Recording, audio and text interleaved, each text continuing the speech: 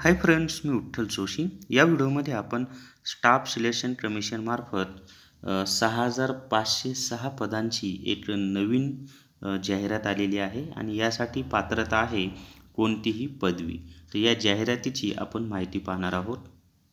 जर तुम्हाला पोस्ट ऑफिसमधील MTS, पोस्टमॅन, त्याच्यानंतर मेल गार्ड यासाठी तसंच RRB, NTPC याच्यासाठी जर ऑनलाईन टेस्ट सिरीज लावायची असेल तर प्ले स्टोअरवरून परीक्षा हे ॲप डाउनलोड करा आणि विठ्ठल 40 कोड वापरून 40% डिस्काउंट मिळवा. तर प्ले स्टोअरवरून परीक्षा हे ॲप डाउनलोड करा आणि विठ्ठल 40 कोड वापरून 40% डिस्काउंट मिळवा. तर या ठिकाणी पहा 6,506 पदांची जाहिरात आहे.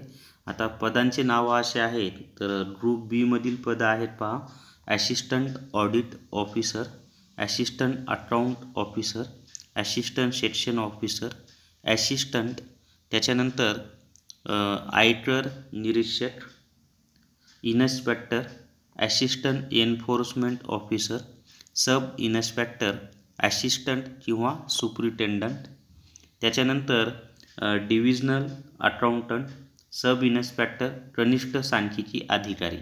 आता ग्रुप सी मधील पदं आहेत. त्याच्यामध्ये ऑडिटर,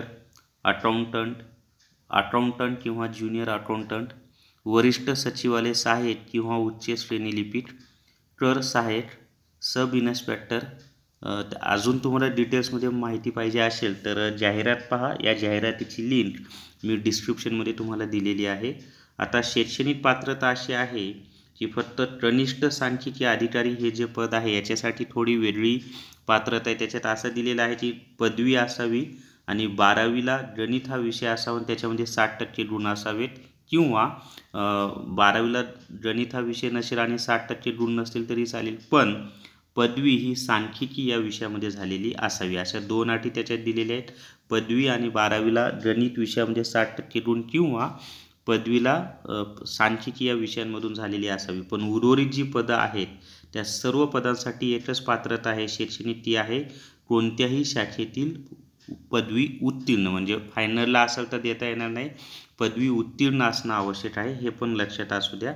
आणि कनिष्ठ सांख्यिकी अधिकारीसाठी पदवी आणि 12वीला गणित हा विषय आणि 60% गुण किंवा पदवी सांख्यिकी विषयामध्ये. आता महत्त्वाच्या तारखा अशा आहेत की जाहिरात आलेली आहे 29/12/2020 रोजी. अर्ज करायला सुरुवात 29/12/2020लाच आहे. अर्ज करण्याची शेवटची तारीख आहे 31 जानेवारी 2021. त्याच्यानंतर जे याच्यामध्ये 2 परीक्षा होतात, ते टायर 1 आणि टायर 2.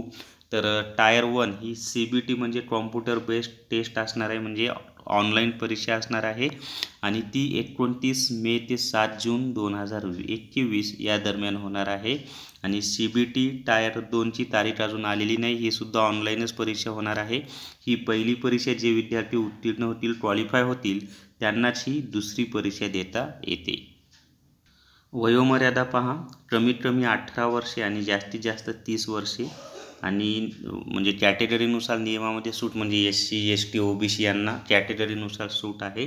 त्याच्यानंतर परीक्षा फी जी आहे ती जनरल आणि OBCला 100 रुपये आहे. SC, ST, वुमन, PWD आणि एड्स मेन म्हणजे एड्स सर्व्हिसमेन यांना फी नाही. त्याच्यानंतर नोकरीचे ठिकाण संपूर्ण भारत. आणि या जाहिरातीची लिंक मी तुम्हाला डिस्क्रिप्शनमध्ये दिलेली आहे, त्यामध्ये तुम्हाला अजून डिटेल्समध्ये माहिती मिळेल. तर या व्हिडिओमध्ये एवढीच माहिती. हा व्हिडिओ तुमच्या मित्रांसोबत इतर व्हॉट्सअप ग्रुपवर आणि टेलिग्राम चॅनलवर जास्तीत जास्त शेअर करा आणि विठ्ठल जोशी माझा चॅनल सबस्क्राईब करा. Thank you very much.